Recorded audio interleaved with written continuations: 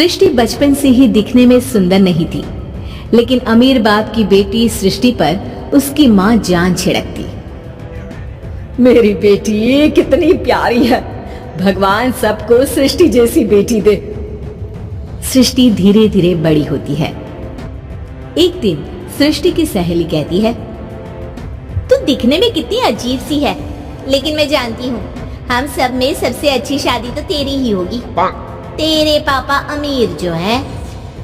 और बता नहीं सकते यार, दहेज तो हर कोई देता है, ये क्या ज्यादा ले जाएगी अपने पति के लिए? अरे बड़े शहर में कोठी है इसके पापा की। अरे पापा की है ना, कौन सी इसकी है? इसकी होती तब तो कोई भी लड़का इससे शादी कर लेता। अरे पापा की मतलब पापा की है तो मेरी ही है ना? किसने कहा? अब तेरी तो तब होगी ना जब तेरा भाई ना हो। वैसे भी शादी के बाद सारी प्रॉपर्टी भाई के नाम होती है। सृष्टि समझ जाती है कि उसे किसी भी हालत में माँ बाप की सारी प्रॉपर्टी को अपने नाम करना है, लेकिन कैसे? एक दिन सृष्टि का भाई शीनू कहता है, बहन क्या कर रही है? तुझसे एक बात करनी है। अरे हाँ करना, मैं तो तेरी बहन हूँ। बहन मेरी लाइफ में ना एक लड़की है, बहुत अच्छी है। मैं सोच रहा हूँ माँ और पापा से बात करूँ शादी के लिए। सृष्टि को समझ में आ जाता है कि भाई की शादी होते ही भाभी उसे एक दिन भी घर में बर्दाश्त नहीं करेगी। क्या बात है भाई, बताना कौन है वो? यार वो बहुत अच्छी लड़की है, पढ़ी लिखी है, मेरे साथ जॉब भी करती है। बस एक प्रॉब्लम है। प्रॉब्लम? क्या प्रॉब्लम है भाई?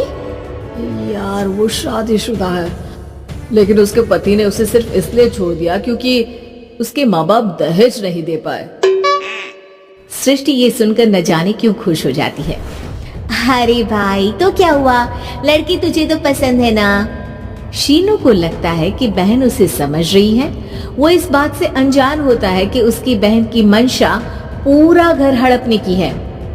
सृष्टि अपनी माँ से कहती है, मम्मी मुझे तो बहुत चिंता है, पता है शीनू क्या कर रहा है? अरे क्या कर रहा है, वो तो काम पर जाता है और वापस घर आता है। नहीं ना माँ, वो यही तो नहीं कर रहा, बाकी सब कर रहा है। आपको पता है उससे प्यार है, और वो भी एक शादीशुदा लड़की से। ये क्या हो गया, मैं सोसाइटी में क्या मुंह दिखाऊंगी? अरे तेरे पापा तो यही कहेंगे कि मैंने ही उसे बिगाड़ दिया है। माँ देखो, मेरी बात मानो, पापा पर भी विश्वास करने की जरूरत नहीं है। अब आप ही बताओ, पापा इतनी देर घर के बाहर रहते हैं क्यों? बोलो। अरे बेटा वो तो नौकरी करते हैं ना। तू बहुत भोली है माँ, पापा का ऑफिस तो 7 बजे खत्म हो जाता है, लेकिन देखो कितनी देर से आते हैं। अरे नहीं बेटा, ऐसी कोई बात नहीं है। सृष्टि माँ को एक औरत से बात करते पिता की फोटो दिखाती है। देखो माँ कैसे हैं पापा, मैं ना कहती थी कि पापा सही नहीं है। मैं तेरे पापा से बात करूंगी, दे फोटो मुझे। ओ माँ, वो तो डिलीट हो गई। लेकिन चल, तूने तो देख लिया ना, पापा से बाद में बात कर लेना। और हाँ, मेरा नाम बिल्कुल मत लेना। हाँ माँ।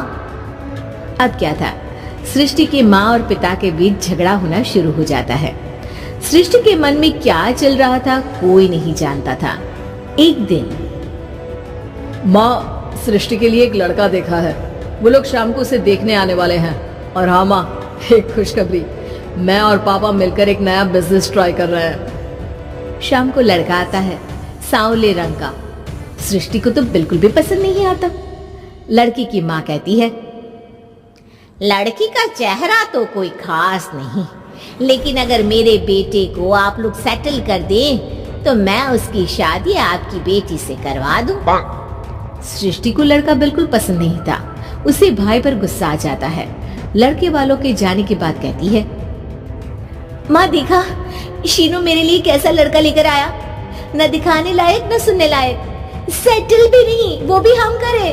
अरे माँ, मैं जानती हूँ ये मेरी शादी किसी भी घर में क्यों करवाना चाहता है। अरे कैसी बात कर रही है बहन, तूने तो देखा ना, लड़के को मैंने ही मना कर दिया तुझसे शादी के लिए।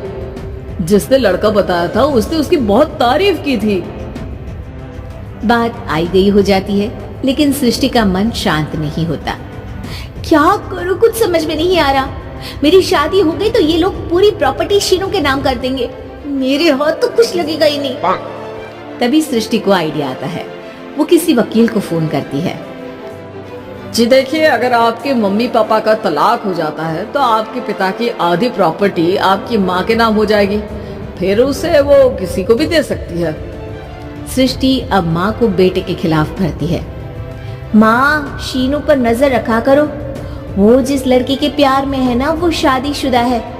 यहाँ आएगी, सारा पैसा, रुपया, जमीन, जायदाद सब हड़प लेगी। पापा का भी हाल तुमसे छुपा नहीं है। ऐसा ना हो कि मैं और आप एक दिन सड़क पर भीख मांगे। हे भगवान, मैं तो जीते जी मर जाऊंगी अगर ऐसा हो गया तो। ऐसा हो गया नहीं माँ, ऐसा ही होगा। अभी समय है, आगे का सोच लो। मैं तो कहती हूँ पापा से आधी प्रॉपर्टी लेकर अलग हो जाओ। पापा की आधी प्रॉपर्टी भी हम लोगों को अगर मिल जाती है ना, तो अगले 7 जन्म सफल समझो। बेचारी माँ बेटी के कहने पर पति से तलाक लेकर अलग हो जाती है। सृष्टि अब पैसों से गाड़ी और अपने दूसरे महंगे शौक पूरे करने लगी। उसके दोस्त भी उसके पैसे इस्तेमाल करते। सृष्टि, कल तुम कहाँ थी? मैं सारा दिन घर पर अकेली थी। तो मैं क्या करूं? मैंने ठेका तो नहीं लिया है ना तुम्हें संभालने का। माँ को सृष्टि से ये उम्मीद नहीं थी। वो बैठकर रोने लगती है। वहीं उसका पति यानी कि सृष्टि के पिता आ जाते हैं। मैं जानता था कि तुम्हारा यही हाल होगा, तो आपने मुझे रोका क्यों नहीं? मैं रोकता तो तुम रुकती क्या? सृष्टि के कहने पर तुमने मुझ पर, अपने बेटे पर शक किया, लेकिन तुम ये भूल गई कि कैसे हम दोनों ने मिलकर जीवन में इतना सब खड़ा किया। माँ पति के गले लग जाती है। मुझे माफ कर दीजिए, मैंने आपकी कमाई का एक बड़ा हिस्सा गवा दिया। कोई बात नहीं, तुम साथ हो तो मैं ऐसी 7 प्रॉपर्टी खड़ी कर दूंगा। तभी वहाँ सृष्टि आ जाती है रोते हुए। माँ, मयंक ने मुझे छोड़ दिया। वो बोल रहा था जब तक मेरे पास पैसे थे तब तक ही वो मेरे साथ था। पापा, माँ, मुझे माफ कर दीजिए।